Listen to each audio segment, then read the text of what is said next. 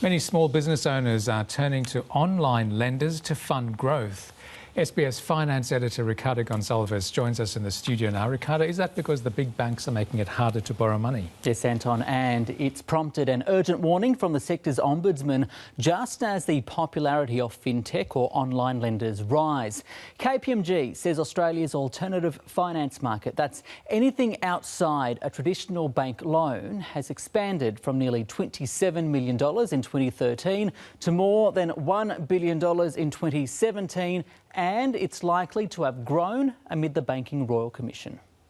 Interior designer Ben Yusuf applied for a $10,000 small business loan with his personal bank 10 months into his venture, but was turned down. It came across that I had not met one of their minimum requirements, which was to have been 12 months in business. He tried a second time, asking for less money, and was again declined. And it was primarily to assist with the cash flow and the day-to-day operations. Ever since the global financial crisis, it's been difficult for small businesses to apply and be approved for a loan. Now, the problem for a small business is you don't have a fortnightly pay slip.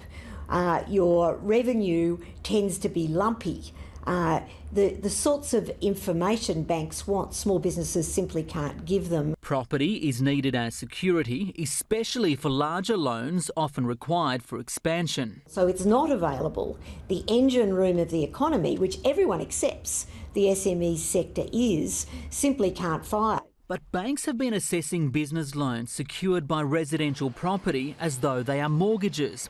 And the way the banks measure the ability for customers to meet those mortgages are now stricter in light of tighter regulatory rules and the Banking Royal Commission. So there needs to be a different approach for small business lending to consumer lending, and we're urging the Royal Commission to keep that in focus when they make their recommendations. Those recommendations are due to be released on February the 1st. In the meantime, some small business owners are turning to fintech or online lenders, which offer short-term loans with a quick turnaround. Within 2 hours, they returned with the full sort of loan terms and an offer. The downside is, of course, the interest rates are higher. Some of the penalties for non-repayment can be quite dramatic. While loan sizes are generally smaller, not everyone is approved. Prosper greenlights just 2/3 of applications and is one of 7 online lenders to have recently signed a code of lending practice which requires them to be a member of the Australian Financial Complaints Authority. And that's now introducing also a standardised pricing